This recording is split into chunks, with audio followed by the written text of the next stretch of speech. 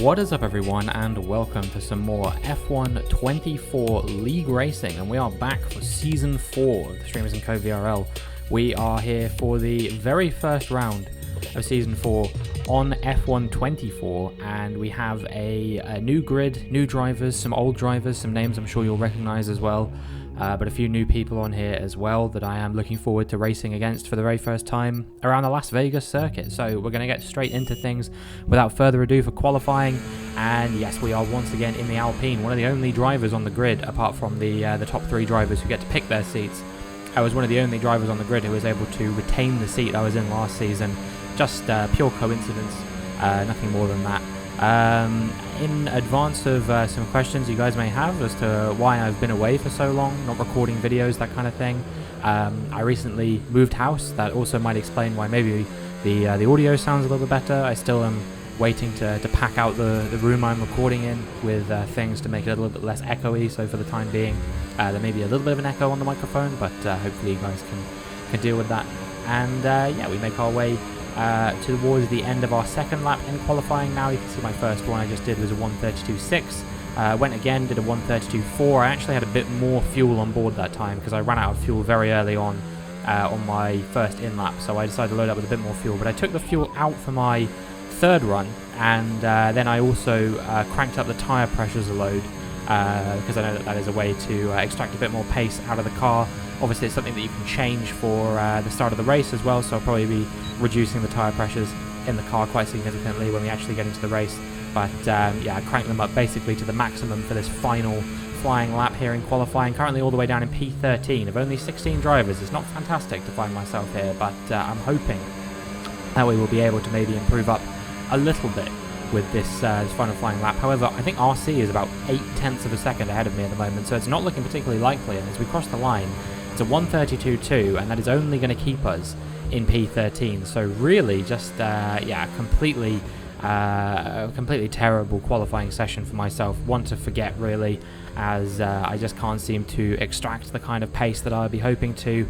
Obviously Las Vegas, you guys may know, not one of my strongest circuits on this game, so could have been a lot worse. But yeah, 0.4 off of Ollie in 12th, so we weren't even really close to being involved in this big pack from Simple back to Ollie, the sort of P8 to P12 pack I would have liked to have been involved in, with the likes of KK and RC as well in there.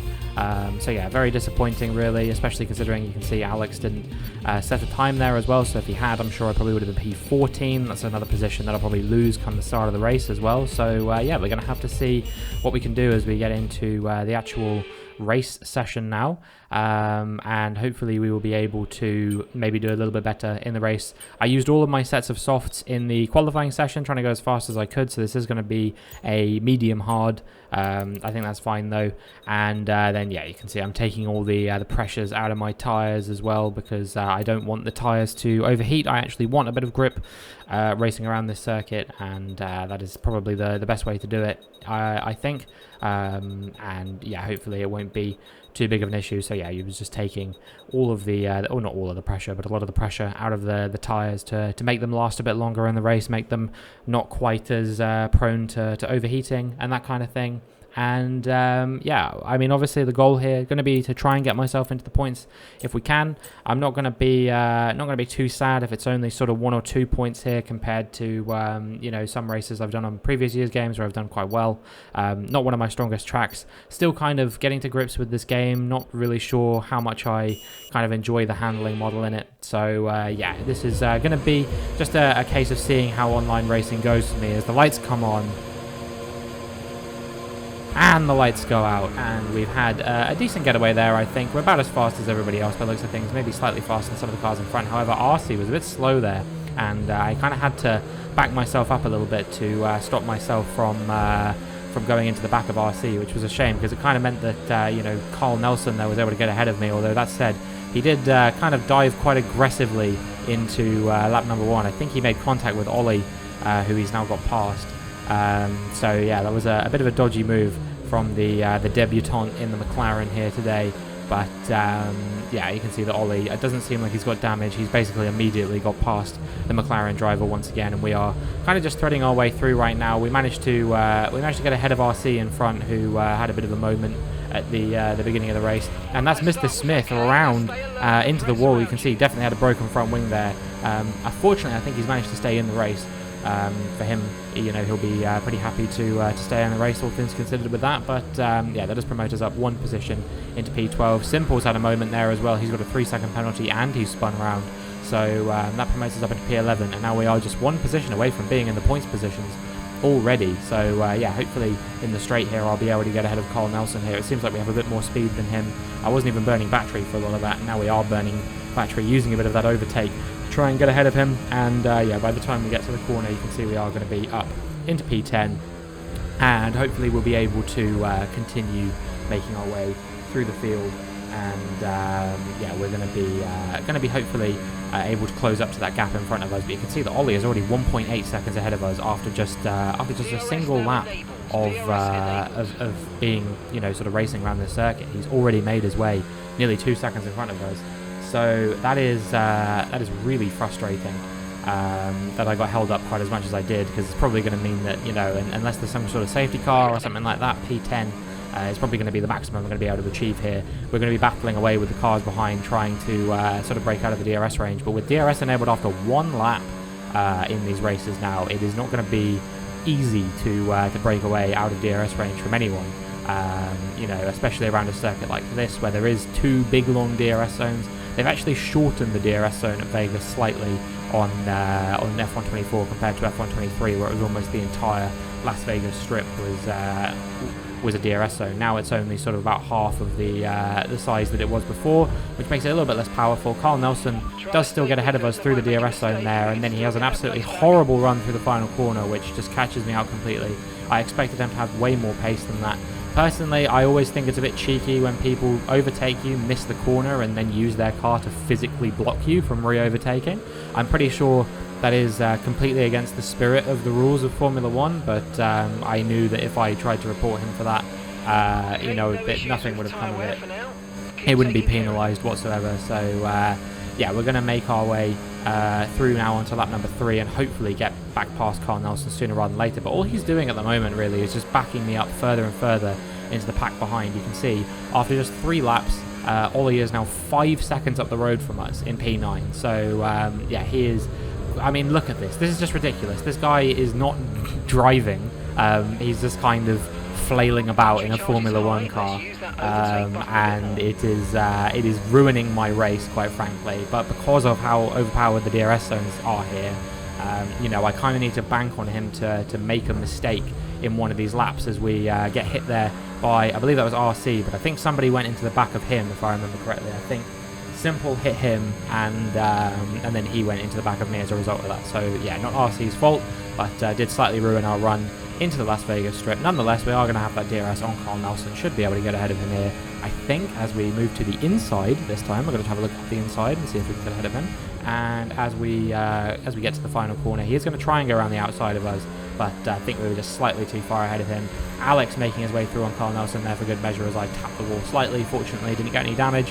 And yeah, I would imagine that Alex will be making his way through on us sooner rather than later. Honestly, a little bit surprised that it's taken him this long, because in most races on F123, you know, by lap number 3, when he was starting at the back, which, you know, maybe you guys have noticed that he does tend to start at the back fairly frequently. That's just because he actually finishes work right around the time the qualifying session finishes. He works from home, but yeah, he works right up until 1 PM, which is around the time that qualifying usually finishes for us.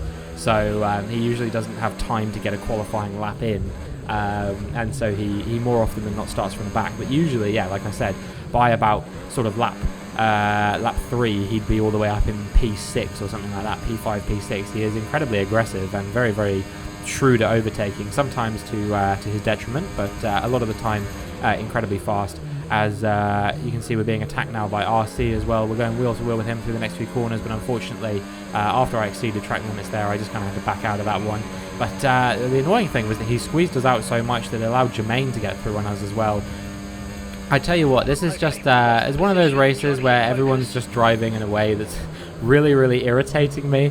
I was getting incredibly frustrated because I think people weren't respecting the fact that this is Vegas and it's not one of those tracks where, you know, I can just kind of go off the track or something like that. If I don't slow down massively, me and the drivers that I'm racing with are going to have, you know, a big accident. But, you know, I guess you could use the Daniel Kvyat excuse of, well, in that case, it's a good job you slowed down, isn't it? You know, if I'm the one that's going to move over, then I'm the one that has to pay the price. You can see Alex went round there here on lap 7, so all that hard work that he did to get ahead of us and make his way up into, I believe it was P9 or P10 or something like that, has been kind of undone here, unfortunately for him. Meanwhile, RC and Jermaine still going wheel to wheel. We're going to see if we can get back ahead of either of them, as Jermaine, I think, has gone a bit deep there going wheel to wheel with RC. We're going to try the cut back on him now. Maybe the tyres going off the boil a little bit there for Jermaine as we make our way around the outside. I think a few cars have come into the pit lane now or something, because we've made our way up into P10. I'm not quite sure who it would have been, but certainly somebody seems to have pitted. I think it maybe was Ollie by the looks of things, because he's now behind us, along with his teammate Jermaine as well. Somebody else coming into the pit lane now, it is KK, who has a 10-second time penalty, which I imagine he will be serving in the pit lane, so that's going to hold him up and maybe get him pushed back into this sort of fight that we have going on in this thing. Although that said, he hasn't actually served the penalty yet, so we'll have to wait and see whether he does serve that or not, as we make our way into lap number 10. We are going to be boxing at the end of this lap. RC has broken away from us a little bit now. We're still ahead of Jermaine. You would imagine that with the DRS here and with me not having DRS on the Red Bull driver in front, it should be a fairly trivial overtake for Jermaine to make. And I mean, once again, me and him super close to one another on track for what seems to be the third season running now. Obviously, we had that big rivalry in Season 2. It got a bit heated in Season 3 as well, between myself and Jermaine, but you know, there's no bad blood between the two of us now, and hopefully we'll just be able to have a good, friendly, on-track rivalry, much as we did in a couple of the seasons on F1 23. So, a new thing for this year's season compared to all the races we did on last year's game, at least. Pit assist is now completely off, so yeah, we have to be ready to go whenever we come into the pit lane. We have to be ready to slam on the pit limiter, make sure to you know, hold the clutch and release the clutch when we're actually in the pit and that kind of thing. So yeah, we're going to make our way ahead of Jermaine. I think maybe he forgot to disengage the pit limiter as he exited the pits there, so we just about managed to sort of sneak past him on the pit exit. Very, very cheeky from us, but you know, if you're not right on the boil, that's what's going to happen. And as we make our way towards the end of the first DRS zone on the lap, you can see that we are now ahead of Jermaine, and we're going to see if we can close down RC in front, but he is 2 seconds ahead of us at the moment, so it's not going to be easy.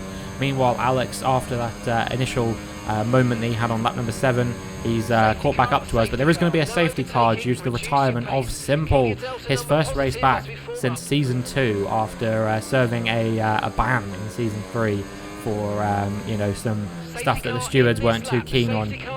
He is going to retire from his first race back. Very, very disappointing for him. I'm sure that he would have wanted to do a bit better than that. But yeah, that is not quite what we would have wanted there, and hopefully we will be able to see him come back and do a little bit stronger in the races to come over the course of the season. Meanwhile, lap number 14 now, a few cars came into the pit lane under the safety car for a fresh set of tyres, including Captain Liam, who's currently behind us. But the longer we can keep these guys behind, the better. You never know, maybe there'll be another safety car. If there is another safety car, I'll probably box under that one, I imagine. And then we'll have a little bit fresher tyres even than the people that did pit. And if there are some people out who don't pit at all, you would fancy us to be quite a lot faster than them. The only problem is that, as we saw in qualifying, you know, Bjarni, who got pole position, he was 2 seconds faster than us or something like that. So yeah, that was not fantastic. But yeah, hopefully we will be able to be racy with some of these guys if the situation calls for it. As always, I'm just going to be fighting for a point if I can. Here comes KK. He's going to go for a move on us. He's on fresher tyres as well. I think he's boxed a second time at this point as well. Meanwhile, we've got Jermaine and Ollie, who I think have also boxed for a second time, although Ollie did have a drive-through penalty, which is now served. And here comes Alex as well in the Ferrari, last season's runner-up after you know, his I believe he won in Season 2, won the entire championship. So yeah, he's one of the strongest drivers in this league by far. But you know, everything can change in F1 2024. You know, it's a vastly different game, drastically different, and you know, there is the potential for maybe some new talents to emerge and start being championship favourites here. We will see what happens with the standings as the season goes on. Alex eventually, of course, did get ahead of us there. And that's KK, he's out, and that's another safety car. So yeah, second safety car has been called here. KK's retired. That promotes us back up into the points. I'm sure he'll be very disappointed with that because he was looking good for a points finish in the first race of the season on F1 24. And now I am going to be coming into the pit lane for a brand new set of medium compound tyres, and I'm hoping that we will be able to show some good pace towards the end of this race to hopefully be able to beat some of the drivers ahead of us. Unfortunately, Bjarni also came into the pit lane, and that's held us up just a little bit. I also got slightly caught out there because the stop time was a little bit less than what they estimated it would be, just because we did get held up a little bit by Bjarni in the pit lane. It's no real problem. We're only in P11. We definitely have the potential to race with the cars ahead of us. Some people getting onto the soft compound tyres. I actually didn't think that this was a good idea. It felt like maybe the softs weren't going to last long enough to get to the end of the race. You know, we're going to be doing, what, 7 racing laps on whatever tyres we go on to. I think the softs can probably do about 8 or 9 laps around here, so they're going to be pretty worn out by the end. So maybe, yeah, a little bit of a blunder from some of the people who did go onto the soft compound tyres. We'll see if we can race with them, if we can compete with them. You know, we're going to have to clear some of these guys in front if we want any chance of you know, closing them down and beating them in the race today. We're going to have to get ahead of them sooner rather than later. We are currently on very fresh medium tyres, so now is the time to strike when the iron is hot. But we do have some decently fast drivers behind us, the likes of Ollie, who's now served that drive-through penalty that he had before. Also Ryan Harris, who is you know, he's been pretty fast so far on this year's game, right up there in this race as well, and you can see that he has overtaken us nice and quickly there. Just way more confident on the brakes than I've been all race, basically. It's not been the race I really would have wanted. I feel like I just don't have much pace around here, don't have much confidence around here. We've now got, you know, Bjarni, our teammate, who has been leading for quite a lot of this race, so it's disappointing to see him this far down, but hopefully he'll be able to carve his way through the field nice and quickly. And then Ollie's behind him as well. That's basically the rest of the drivers in this race have to worry about. I don't think Carl Nelson is really going to pose much of a threat to us. Not only does he not seem to really have the pace to sort of keep up with the rest of us, but also he does have a 3-second time penalty. So even on those soft compound tyres, if he did manage to get ahead of us, I don't think it would be you know, the be-all end-all of things. Bjarni does eventually get ahead of us, however. Now as we make our way onto lap number 20, you can see that RC and Jermaine, as they have been pretty much all race, are once again battling away quite a lot. Although that said, Jermaine is trying to sort of stay with Bjarni. He's got the DRS to the Faroese Alpine driver just ahead of him, and he will be trying to get ahead of him. Meanwhile, Jermaine's teammate Ollie is going to try and go for a move around the outside of us, and he's hit RC from behind and spun him round. That is almost certainly going to be a penalty for Ollie, you would imagine. And now all we have to do, I reckon, is just try and stay within 5 seconds of Ollie Matthews, and yeah, we will be able to hopefully stay with him and beat him once the penalties are applied. But obviously that is implying that he will get a penalty. Obviously I'll still try and beat him on track if I can. However, yeah, he will be difficult to keep up with those soft compound tyres on the car. He does eventually get ahead of his teammate Jermaine there as well, and well, we're closing Jermaine quite quickly. We actually make a bit of contact with him there because I was surprised at how fast we were going with the slipstream, the DRS, the battery, all that kind of thing. And now we're going to see if we can get ahead of Jermaine sooner rather than later. Now this is one of those things where I actually think that maybe sometimes when people talk about the race after the race, they like to lie about what they thought was going to happen because they think it makes them look better, perhaps, or something like that. And you can see we're coming under a bit of pressure here from RC. But basically, after the race, slight spoilers, but you know, this ultimately is something I projected would happen. Ollie was given a penalty for the incident he had with RC where he spun him round, and that's the you know, the kind of situation I expected would happen. I thought that Ollie would get the penalty there. However, he was adamant that he thought it was not going to be a penalty. which I would have slightly understood if not for the fact that it was pretty blatantly clear to me that Jermaine was trying to hold up the other drivers as best he could, to the point that, him and RC actually made a bit of contact there. RC's round again. He's having a dreadful race, all things considered, although that one was deemed a racing incident by the stewards, because RC kind of stuck his nose where it was potentially not really on the move. But yeah, Jermaine seemed to be holding myself up quite drastically towards the end of this race, which, I don't know if maybe he was just driving poorly or something. As you can see, make a bit of contact with the wall there, so maybe I'm not one to talk about driving poorly, but yeah, either way, it was really kind of getting to the point of irritating how much I was being held up by Jermaine in these last few laps, and I was almost certain that it was because he was basically trying to hold me up to the point that I would be more than 5 seconds behind Ollie, so that Ollie could get that final point in the Haas. I know the two of them were in a Discord call, I believe, or something during the length of the race, which leads me further to believe that there was some sort of strategy and some strategizing going on between the two of them. So yeah, I really do think that Ollie deep down did know that he was getting a 5-second penalty, and maybe Jermaine was trying to do his best to sort of hold me up to help Ollie kind of hold on to the points as best he could. As you can see, Carl Nelson's getting involved in the fight now. I don't know. That's how much Jermaine was holding me up. This guy, Carl Nelson, who was 3-4 seconds behind me and Jermaine, has suddenly managed to get himself involved in the fight. That's held me up massively, and now you can see the gap to Ollie in front is 4.5 seconds. So we're actually going to have to really get on with things now if we want any chance of staying in that 5-second range. I don't really know what was going on here, but yeah, what I do know is that it definitely felt to me like Jermaine was doing his best Kevin Magnussen impression. I will do everything I can to secure points for the team, that kind of thing. But yeah, ultimately what we need to do now is just try and get ahead of Jermaine as quickly as we possibly can, and make sure we can stay within that 5-second range of Ollie in front. Currently the gap is 4.9 seconds, so we're right on the cusp. We're going to need a really good final lap, and crucially, I'm going to have to try and get ahead of Jermaine as quickly as I possibly can, and try and break away from him as well, because the last thing I want is for him to close me down in this final DRS zone, because that will almost certainly hand 10th place to Ollie instead, and I am very confident that I can hold on to this position. Like I said, Ollie, as we now know, did get a penalty at the end of the race. Jermaine did not get a penalty for the incident with RC as well, so we are actually racing with him. Obviously I didn't know this at the time.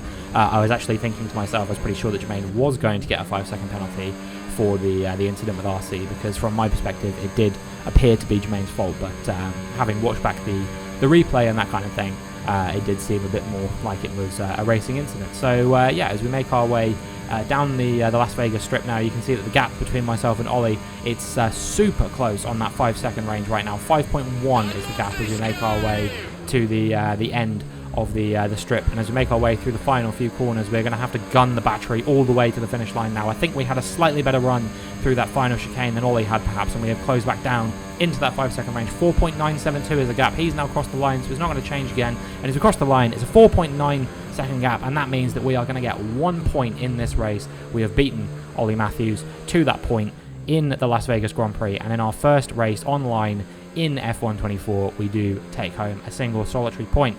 Now, there were quite a few penalties applied, so the order that you're going to see at the very end of this race is quite drastically different, actually, to the one that ended up being the final order with penalties applied. For example, Ryan McLean, who you currently see here on P1, did not take P1 because he was given a 5-second penalty, so he actually finished P2.